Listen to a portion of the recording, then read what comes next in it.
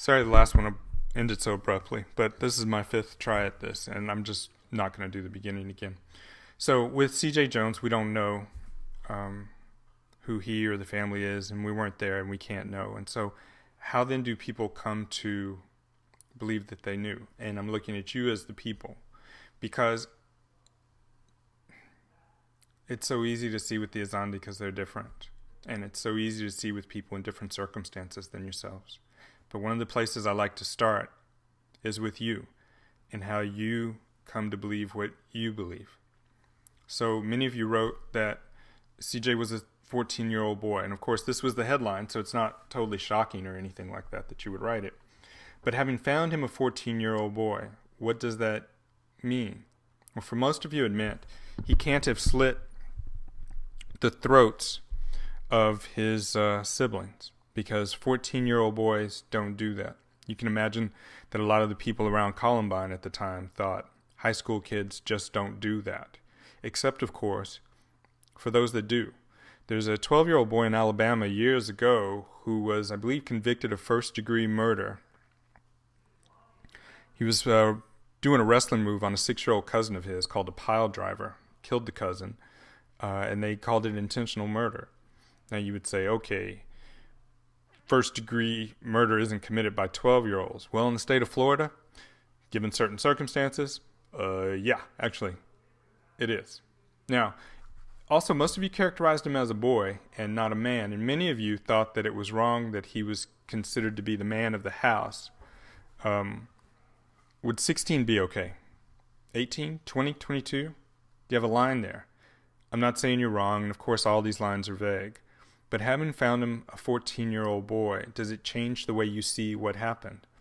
There's someone, I can't remember who did it, that talked about him acting out. That what happened was, why did he act out? And I'm thinking, wow, 4 murders you have as acting out. Once you have it as acting out, my goodness, how different is that view from my view, just as made up, I suppose, of 4 vicious, violent, throat-cutting crimes. It changes how you see everything else to have that piece in the puzzle. Now, again, none of us know, but you can go through the discussion and watch the ways that the categories that we place people and things into change how we see things. So for some of you, it was very difficult to see a 14-year-old boy killing his family.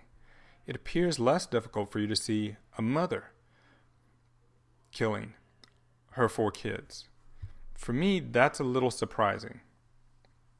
Or maybe it's just because it's a relief that CJ didn't do it somehow. And if it's his mom, at least that makes a little bit more sense, or that's not quite as bad. Okay, now let me just come to, excuse me, one of the other notes there. From Andrew, who's written some great stuff here. He says, for example, the opening paragraph states the father blamed the mother for the crime. He goes on to say she's got a high temper. This statement, although somewhat biased, as many comments made by estranged or divorced spouses, still seems so much more credible than the idea that the child, now not even a boy, but a child, CJ, had committed the murders. And no disagreement. Andrew and I completely agree on that. I'm simply looking at the way that he constructs it. And maybe we don't even need the specifics. Finding credibility is something that you do in the story. You do it. You find what's credible and what's not credible. You read some stories and you believe them. You read other stories and you don't believe them. That's you. The story can remain the same and different people can see it in different ways.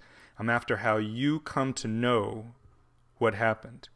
Credibility is not a part of the story. Credibility is work that you do with the story. And that's the work that we're after. Now, why am I after this kind of work? A lot of people come to the class and they want to study the law. Tell me about how the law works. I would have to ask whose law and where. I mean, part of this is like going from, Newton's physics to Einstein's physics. It's not a question of what the law is really, but What is the law in relation to you and others? Look at Millie Simpson in the first book, or in Commonplace of Law. Her view of the legal system is not mine. She acts towards what she sees as the legal system in ways that seem appropriate to her. She interprets the legal system's way or the judge's way of talking to her in certain ways that I wouldn't. What the legal system is what we all see it as. You call the police when you see police calling relevant things. And maybe what you see as something to call the police about would be different than what I would see to call the police about. So there are 911 calls about littering, about raised voices in a parking lot. Now, where I grew up, people just yelled a lot. It was just it. They just yelled. If you heard people yelling, you wouldn't be too worried. It's those quiet ones you always had to be concerned about. It's about what you bring to the table. And with CJ, I'm just after what it is you bring to the table.